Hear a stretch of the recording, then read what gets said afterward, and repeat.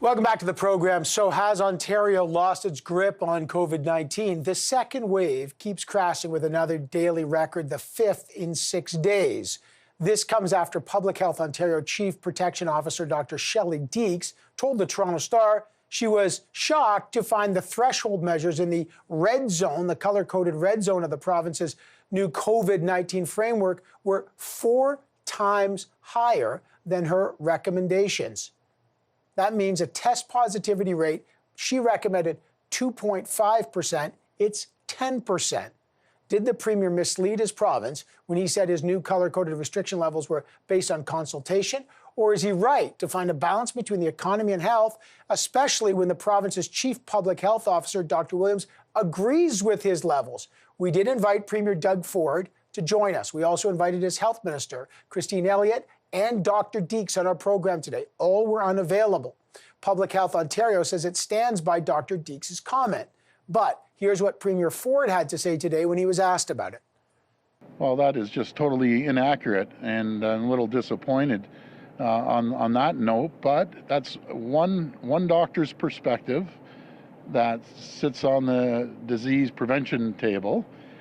At the end of the day, I stood here when we put this out with Dr. Williams. We went along with the framework, and he approved the framework. So, Premier Ford says the Chief Public Health Officer, Dr. Williams, quote, approved the framework. Is that good enough? Ontario Liberal leader Stephen Del Duca is accusing Doug Ford and the Health Minister of lying to Ontarians. He joins us now. Good to have you back on the program, sir. Why do you say the Premier lied to Ontarians? Is that fair when the Chief Public Health Officer backs up the framework? So we've been hearing from Doug Ford now for weeks about how he listens all the time to public health leaders and to the command table. And by the way, he hasn't shared who's on the command table with the people of Ontario, hasn't shared what their recommendations are despite being asked to do so. And this morning we hear from Public Health Ontario that their guidelines, their recommendations were ignored. We heard from the Ontario Medical Association, representing more than 40,000 doctors, that they think Doug Ford's got it wrong. So I do believe it's a betrayal of the people of Ontario. I believe Doug Ford's been lying to the people of Ontario. And the proof is that the numbers are going badly in the wrong direction. But why is he lying? He doesn't have to get universal, complete agreement from the doctors. He's going to comply with his Chief Public Health Officer, Dr. Williams. He says, look, I'm the Premier. I've got to balance the health of businesses with the health of the province. Then they've also said that, this is just a week old. We could change it. So are you rushing to criticize something that, the reality is they may have to adjust? Now, listen, we've been hearing this story, this song from Doug Ford since the beginning of September. He knew back in the middle of July, he admitted publicly there would be a second wave. We see the numbers are going badly on a day-after-day basis in the wrong direction. We saw really scary projections about what might lie ahead for Ontario, 3,000 to 6,000 positive cases on a daily basis. And we've also seen people like the chief medical officers in Peel Region and Toronto tell Doug Ford he's making mistakes in this regard. So again, I don't believe Doug Ford. I think he's betrayed the people of Ontario. I think he's showing clearly, as the numbers go in the wrong direction, that he's the wrong person at this time to lead Ontario. But sir, he's got to balance other issues. Later in our program, we're going to talk to the Canadian Federation of Independent Businesses, who say the second wave could lead to hundreds of thousands of businesses closing, people losing their livelihoods on this.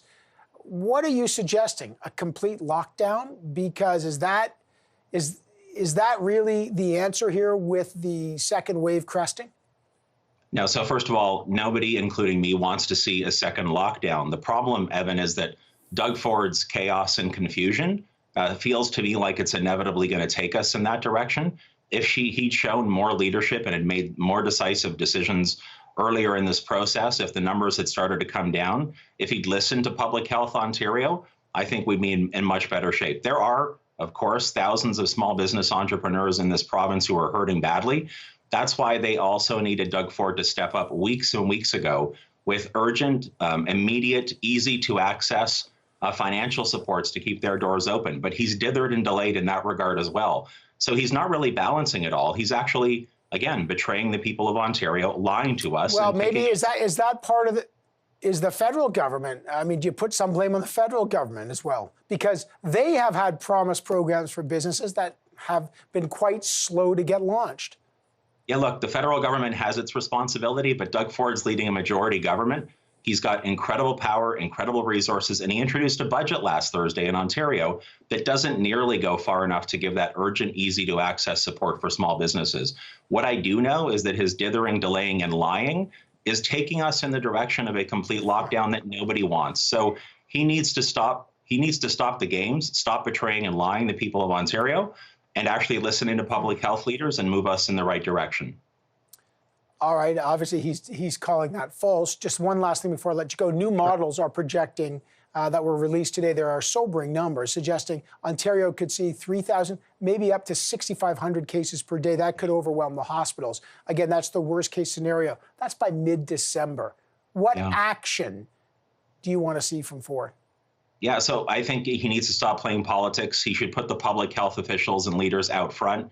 He should listen to their advice. He should reintroduce a system that takes into account what Public Health Ontario called for and their criteria. And I think if he takes that decisive action while making that urgent relief available to small businesses, we'll be in much better shape. I fear that he won't, because he's shown us that he doesn't seem to have the ability to do that, but he certainly should. All right, Stephen Del Duca, thanks for coming on. I always appreciate hearing from you. Thank you, Evan.